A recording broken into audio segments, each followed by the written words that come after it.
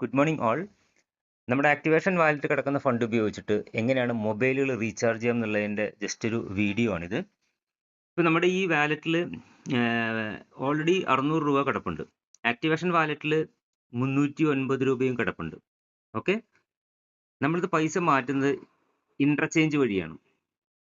Interchange വഴി നമ്മൾ fund എന്ത് ചെയ്യുന്നു? ഇപ്പോൾ ഇവിടെ 600 രൂപ കിടപ്പുണ്ട്. ട്രാൻസാക്ഷൻ പാസ്വേഡ് കൊടുത്തതിന് ശേഷം നമ്മളിത് സബ്മിറ്റ് ചെയ്ത് കഴിഞ്ഞാൽ നിങ്ങളുടെ ഫണ്ട് നേരെ ആക്ടിവേഷൻ വാലറ്റിലോട്ട് വരുന്നതാണ്. ഓക്കെ, അപ്പോൾ ആക്ടിവേഷൻ വാലറ്റിലൂടെ ഓൾറെഡി എന്തുണ്ട്? ഫണ്ട് കിടക്കുന്നുണ്ട്. ഓക്കെ, ഈ പൈസ ഉപയോഗിച്ചിട്ട് നമ്മൾ റീചാർജ് ചെയ്യാനായിക്കൊണ്ട് നേരെ നമ്മുടെ മുകളിലുള്ള മെനു ബട്ടൺസ് ഉണ്ടല്ലോ, അതിൽ ക്ലിക്ക് ചെയ്യുക. തൊട്ട് താഴത്തോട്ട് വരുന്ന സമയത്ത് റീചാർജ് ആൻഡ് യൂട്ടിലിറ്റി എന്ന് പറയുന്ന പോർട്ടൽ കാണാവുന്നതാണ്. 309 രൂപ നമ്മുടെ ഇവിടെ കിടപ്പുണ്ട്.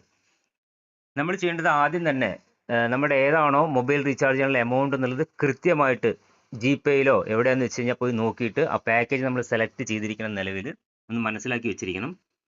ആ എമൗണ്ട് ആണ് ഇവിടെ എന്ത് ചെയ്യുള്ളൂ, റീചാർജിൽ കയറത്തുള്ളൂ. റൗണ്ട് ഫിഗർ ആയിട്ടുള്ള എമൗണ്ടുകൾ കയറില്ല. 500 രൂപ 400 രൂപ അങ്ങനെ ഇല്ല. നമ്മുടെ ഏതാണോ കറക്റ്റ് പാക്കേജ് അത് മാത്രമാണ് ഇവിടെ നമുക്ക് റീചാർജ് യൂട്ടിലിറ്റിയിൽ കയറുന്നുള്ളൂ. നേരെ പ്രീപെയ്ഡിൽ പോയിട്ട് ജസ്റ്റ് ഒന്ന് ക്ലിക്ക് ചെയ്യുക. പ്രീപെയ്ഡിൽ പോയിട്ട് ക്ലിക്ക് ചെയ്തതിന് ശേഷം നിങ്ങളുടെ ഏതാണോ നെറ്റ്വർക്ക് എന്ന് വെച്ച് കഴിഞ്ഞാൽ സെലക്ട് ചെയ്യുക. എൻ്റെ എയർടെൽ ആണ്.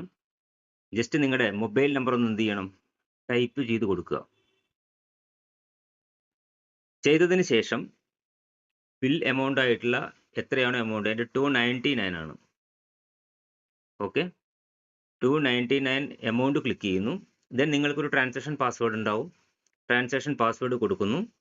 അതിനുശേഷം നമ്മളിവിടെ സബ്മിറ്റ് ചെയ്യുകയാണ്. എമൗണ്ട് സബ്മിറ്റ് ചെയ്യുന്ന സമയത്ത് നിങ്ങൾക്ക് റീചാർജ് ലഭ്യമാകും. അതേപോലെ തന്നെ ഇവിടെ 2% റെഡീം ഇല്ല, ഡിസ്കൗണ്ട് നമ്മൾ പറയുന്നുണ്ട്.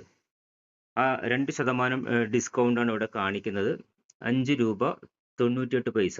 വേറെ ടാക്സോ കാര്യങ്ങളൊന്നും പോകുന്നില്ല. കൺഫേം എന്നുണ്ട്, റിജക്റ്റ് എന്നുണ്ട്.